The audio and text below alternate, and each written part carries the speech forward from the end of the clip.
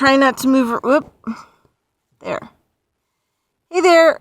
I am back in Reno. And anyway, I'm just trying to report things as they come. My eyes are kind of undergoing some really radical changes some days, like right now. And, yeah, they have some serious photosynthesis stuff going on. And, they have really hard time with the light some days, so that's kind of like what's happening. And then last night, I don't know if I made a video about the bird humanoid that came to visit me about 2 months ago. And I woke up in the van sleeping because, I've been kind of sleeping in my van this summer. I've been traveling and kind of not really wanting to follow the typical, procedures of reality and the system and conform and just a lot of things. But, just for a lot of the people out there, I do work. I still have a private practice. I still build food productions when necessary. And, but I also do a lot of shamanism work. And I do a lot of, I don't know, I guess you call it dreaming work. And I work a lot, sometimes 24/7. Sometimes I spend a lot of time in the ethers, like last night. And the last few nights I've been traveling a huge amount at night. So, I don't know, about 3 months ago I woke up at 5 a.m. The front of my van, the window was pointed kind of sort of into like deserty woodlands. And there was a bird being with a hat, like beautiful wool hat, and a beautiful wool cape that had kind of up around, so I could really see his eyes and the skin coloring, and I could see like the side of his face, and I could tell that he didn't really have a normal ear, that it was more feathery, like the face of a bird, small feathers, kind of was a white, blackish gray hue, real light, crystally blue eyes, but definitely was not human. I'd say it was like close to 6 foot tall, probably. And I woke up with him staring at me in the woodlands, right at me, like clear shot through my window. And, yeah, just, didn't really talk to me, but I could tell that he was a higher evolved being because once he was gone, he vanished. I just kind of had some nausea and just didn't really feel good and just had emotional discomfort. So this year it seems like, there's just been like a massive, huge amount of extraterrestrial activity. I mean, I've had lots of it. My star family that visits and dreaming world beings that come in and out. Lately, they're just working on me. They give me adjustments and like flex my energy field, and like I can feel it in my physical body. Sometimes it wakes me up because the snaps are so loud in my spine that it literally wakes me up physically. So, let's see. So last night, there's multiple types of gray. I don't know that beings that fall in like gray category. I've seen, I don't know, maybe like 5 or 6 of them. A lot of the ones we think is grays, those are suits. And the beings inside are kind of like pruny, old looking. And they have these suits that, oh no! She's like, bad guy, it's bad guy. Oh, she's my big protector. She watch after me. But the one I saw last night didn't really have a suit on, and he had a big head, and has thin, skinny, like human features, but like a big head. Nose is a little bit different. No real nose. Hold on a second. Hey! Oh, sorry, I didn't mean to scream at you. Hey, no. Off. What is it? Uh-oh. Hey, no. No, I don't see anything. No, we're not looking in there. Okay, thank you. Okay. That's an illusion. Don't bark at that. Okay. Alright, so anyway, sorry about all that. Screaming and yelling with my dog. Anyway, she picks up a lot of, because I think she does a lot of work with me, ceremonial work, native work. And, well, they just pick up activity anyway. A couple months ago, we were walking in the river, and bam, she growled, and I looked up, and there was this huge shadow being, so we both caught it that day. Yeah, so anyway, so the gray being was here. Well, it was weird because I'm laying here in my bed, and I have a wood frame with a futon on it, and I'm kind of close to the ceiling in the middle of my van. And then the two front, it's a commercial van. So then I have those 2 front seats. I took out the metal backing. But if I'm laying here, I can see the passenger rear or mirror on the side that looks out, kind of behind the van. And so last night I was laying in bed and I was really tired. Really, really, really tired. And I've just been traveling a lot and kind of trying to decompress and have my own spiritual work, things that I'm working on right now. And I'm just going through a really big energetic shift. So I'm kind of moving back into the healing field and private practice and seeing people personally. And so my work is just being really upgraded. And it looks like I'm going to be kind of working more on like kids and young adults who are, let's just say, special, right? So I was special once, so I have to work on the special ones because they're having a lot of chronic problems and really hard adjustments into trying to adjust to this environment. Earth is a really hard environment for those of us that came from other places that haven't lived lots of lifetimes here. It's super horrible for the most part. So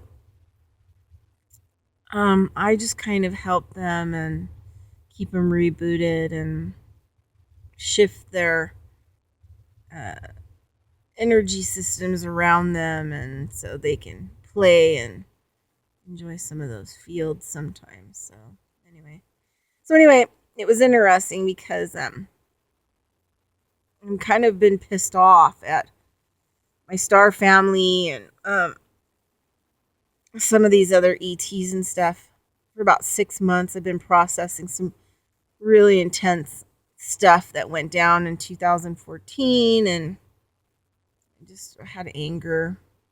Just really was upset um, about it. So a lot of the extraterrestrials and beings have been keeping their distance from me just because I'm just mad. I just need time to work out some stuff. Um, and I'm allowed to be upset about the stuff that they've not verbalized to me, but put me through in this lifetime. And so yeah, I can be mad at them if I want. So anyway, so there was this extraterrestrial type of gray being, a little more humanoid face with big round head, not like gray alien with big black eyes. Those are like lenses, those are suits on top of like a little mangled, pruny looking ET thing that lives inside, because our planet isn't good for them. Too much mold and fungus and stuff like that really bothers them, kills them fast. So anyway, so I couldn't see it sitting in the passenger seat in the front of my van. But when I was looking in the rearview mirror, I could see it sitting in the front seat of my van. So I had to watch it in the rearview mirror. And it didn't even notice that I noticed. It thought it was doing such a good job. And I have no idea who it was chatting to. But its hand, it was chatting away. And I kept sending it signals like, you need to get the hell out of my car. You're not welcome. And then it would start getting kind of more jiggy. And it only turned around and looked at me directly in the mirror. Like once. And then I just got tired of the game. I just said, you know what? You're not welcome, blah, blah, blah. And you need to get out of the van. I'm just too tired to like deal with this kind of shit anymore. Like, it doesn't even scare me or anything. It's just like, you're just going to play games with me. You're going to play mind games when, you don't even realize that you're projecting into the mirror. Like, the mirror is picking up your projection. Are you kidding me? But anyway, so I woke up. I don't know if you can see it. But I had this discoloration here. And I had some discoloration here. And it's almost like bruising. And I was at the hot springs, and my head has just been hurting, like, ugh, like pressure. I just have a lot of pressure in my head. And then I noticed when I was blow drying my hair at the hot springs when I was done, I'm like, well, I have bruising. Like, what the hell? It just totally pisses me off. Can you just like tell me? You just gotta keep everything secret. So anyway, it's like the games never end. But in the past, they fixed my head. And they usually do a good job. But it just makes me mad. So I don't know if they're like drilled some holes in here or I don't know. Pop, sometimes they pop stuff. Pop here. I don't know what's going on. So, but anyway, I thought I would report that. And just in case other people, I don't know.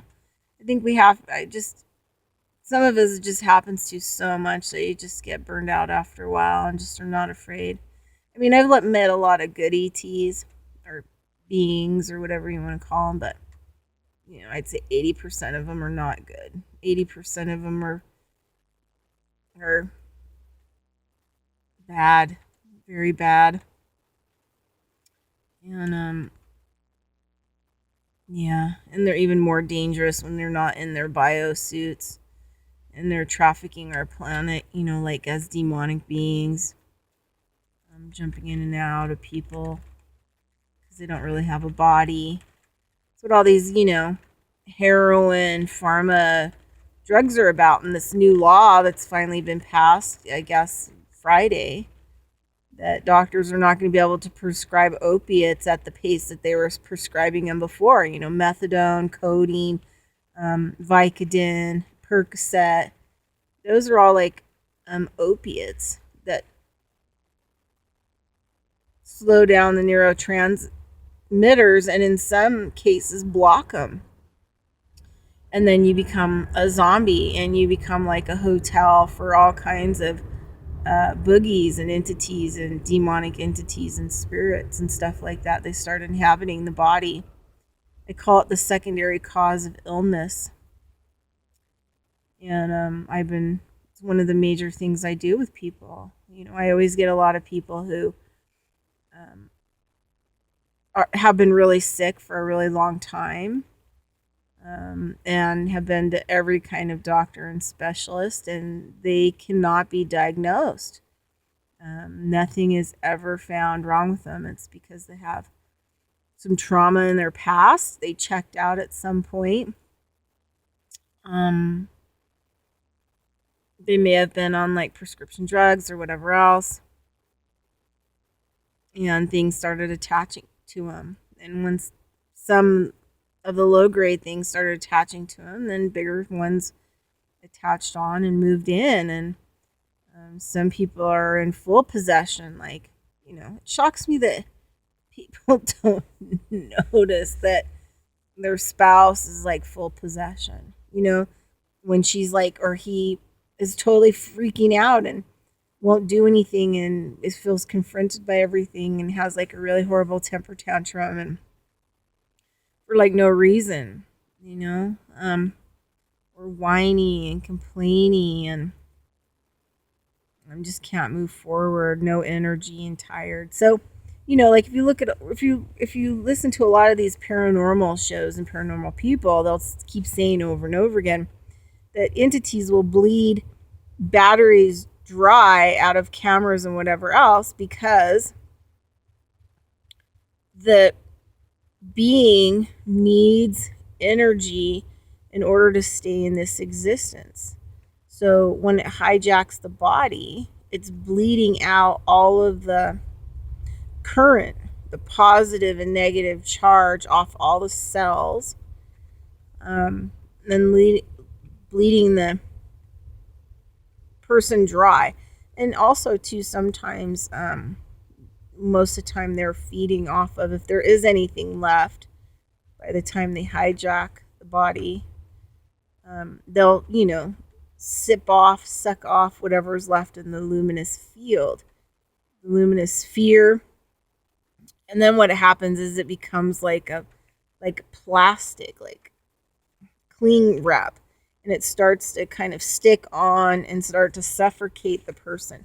So people will have panic attacks and stuff. They have no idea why they have panic attacks. It's because they're literally, their own luminous body is suffocating them to death because it's been bled so dry that it's like starting, like saran wrap, starting to wrap onto them, and they literally cannot breathe. And they don't have any energy left. So, but anyway, I just wanted to report about the great ET and that he, haphazardly projecting himself in my side rear view mirror, but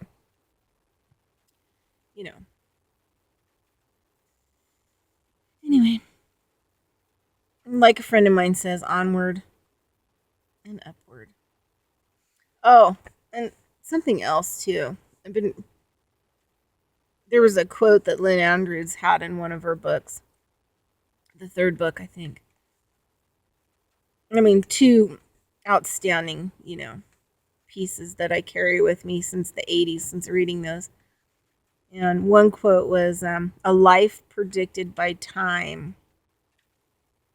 And so I'm back working with that this summer and trying not to be on time schedules and as much as I can, and trying to free float and not be stuck around certain times that I have to be here, I have to be there. and seeing if I can just, manage to get there when I need to be there.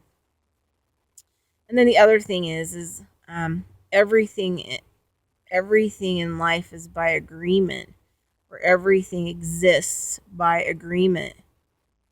And so I just don't agree to a lot of things. Like, I didn't like, Mr.